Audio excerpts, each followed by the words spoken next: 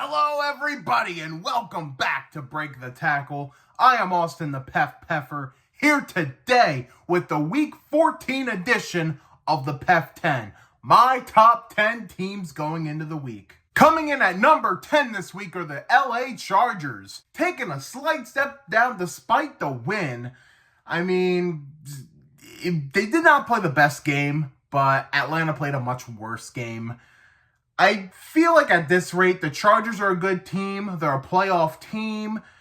Maybe could win a playoff game, but I think they're still a year away from really being a top caliber team. I think Jim Harbaugh's done a great job with this team and has gotten the best out of them possible. And, I feel like Justin Herbert's only going to grow from here. It's just a matter of what's to come. I don't think we're going to see the best of the Chargers this year, but I think they are a growing monster. Chargers at number 10. Coming in at number 9, taking one step up, are the Denver Broncos. Man, I thought they were an underrated team this year, but I did not think they would be 8-5 at this point. The Broncos have been very impressive this year. Bo Nix, I think, has overtaken Jaden Daniels, in my opinion, for Offensive Rookie of the Year. Credit to Sean Payton. He's done a really good job with this team. He's gotten the best out of this team. Again, like the Chargers, I don't think their ceiling's that high, but they feel like a playoff team. Maybe they could win a playoff game if they get the right opponent. Broncos at number 9. Coming in at number 8, taking a pretty significant drop right now, are the Baltimore Ravens. The Ravens, I feel like, are their own worst enemy. They have so much potential. I mean, with Lamar and Derrick Henry alone, the sky is the limit for the Ravens, and they are, in my opinion, a Super Bowl contender, but it's just a matter of, are they going to get in their own way? Now, yes, Philadelphia is a great team, so shouldn't be too much shame in losing to them, but Justin Tucker, man. I would not be surprised if it came out that he was dealing with something this year, like some sort of injury that's been underlying. Maybe it's just a down year. I don't know. I know we normally don't talk about kickers on the PEF 10, but it's become a liability, which I never thought I would say that about Justin Tucker. Ravens are still a really good team, but I definitely worry about them when it comes to playoff time, and I would not be shocked if they were one and done. But I also wouldn't be shocked if they're back in the AFC Championship once again. So it's a matter of what Baltimore you're going to get.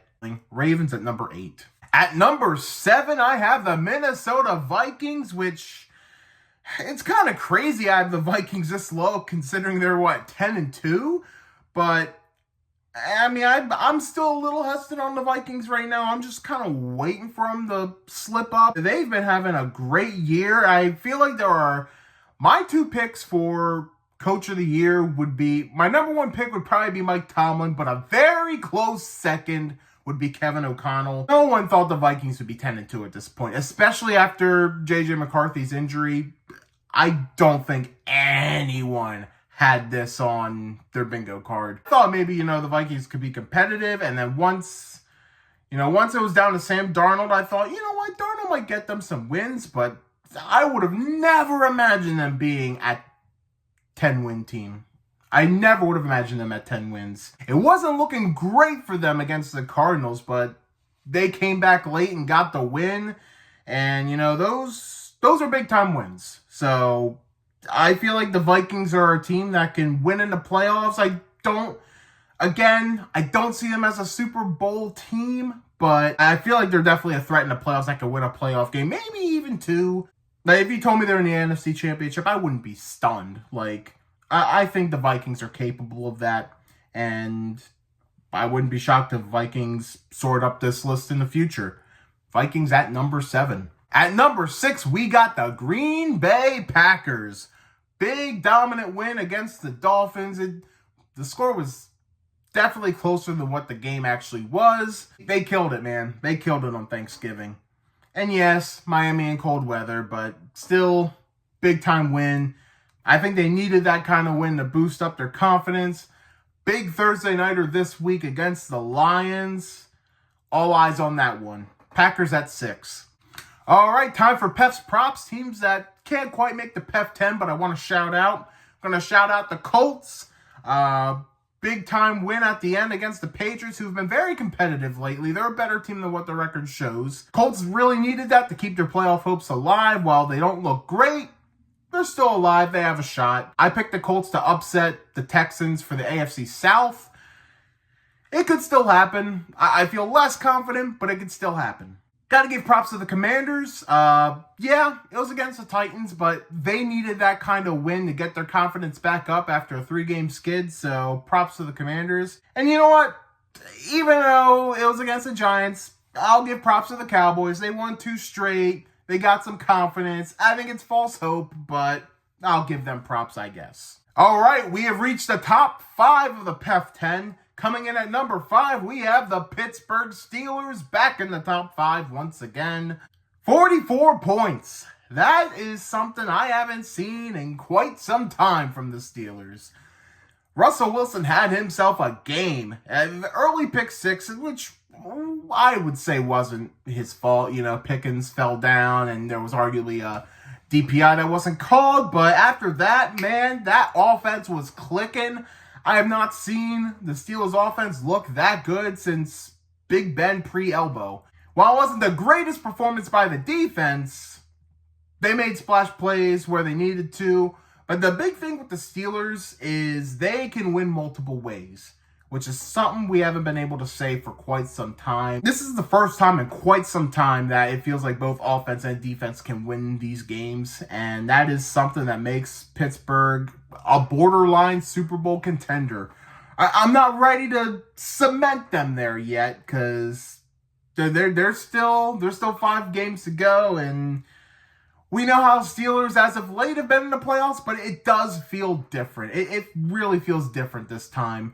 I'm trying not to have my fandom get in the way of my judgment, but the Steelers team is starting to feel a bit special. They have a revenge game against Cleveland next week, and then they got some tough games like against the Eagles, Ravens, and Chiefs coming up, so it'll be interesting to see how they do from here. Steelers at number 5.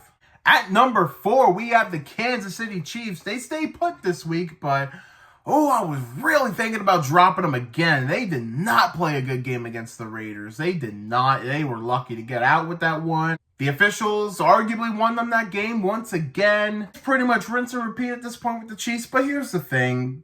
They are great situationally. Mahomes is Mahomes. Andy Reid is Andy Reid. And that defense is still very talented. Say what you want about the Chiefs right now, but playoff time, who are you putting your money on?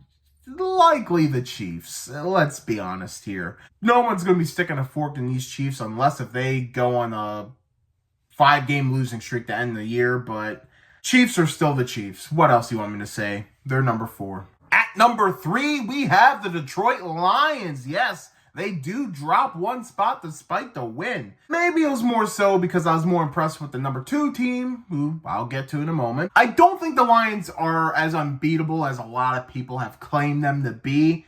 I do see some flaws. I do think they are a beatable team, but they're a hard one to beat for sure.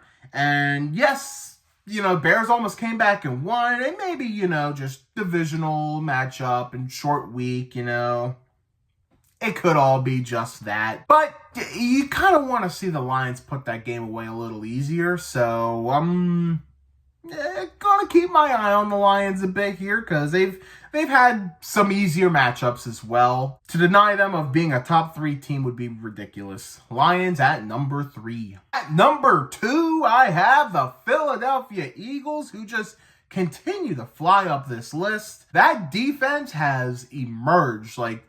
The evolution of the defense from beginning of the season to now is incredible. Vic Fangio is definitely the guy for the job. Right now, I think I would take Philadelphia as my pick for NFC champion this year. Right now, I think I like them a little more than Detroit. If they face off, it could go either way, but I might give the edge to Philadelphia. They might start slow, but once that game gets going and once the fourth quarter hits, the Eagles they outmatch you. They are probably the most talented team in the league. Eagles got the Panthers next week, so that should be another win. Even though the Panthers have been playing some decent ball, That should be a win for the Eagles. Eagles at 2. And coming in at number 1 once again are the Buffalo Bills. Man, they have secured a playoff spot now. They've already won the AFC East. They have dominated that division. What else can I say, man? Josh Allen is front runner for MVP. For me, it's between him and Barkley. I'd probably give the slight edge to Allen. I feel like this has to be the year Buffalo takes it all. Like, I don't want to say it's now or never, but this feels like the year for them. They feel like the clear best team in the AFC. If it's between them and Philly, it's a coin flip. If it's them and Detroit, I like Buffalo. I really do. Like, the stars feel aligned for the Bills. The Chiefs don't feel as good as what they normally do. And all the other teams in the AFC, I mean, I like the Bills over them as well. I mean, it's clear because they're the number 1 team in the PEF 10 once again. All right, let's recap the PEF 10 for Week 14. 10 the Chargers, 9 the Broncos, 8 the Ravens, 7 the Vikings, 6 the Packers, 5 the Steelers, 4 the Chiefs, 3 the Lions, 2 the Eagles, 1 the Bills. What did you think of my list? And what are your top 10 teams going into Week 14? Share in the comments. Be sure to give this video a thumbs up if you enjoy it. And hit the subscribe button for more content by Break the Tackle. We also have a Facebook and an Instagram. Be sure to check those out as well. Thank you all so much for watching Break the Tackle. We love football. We talk football.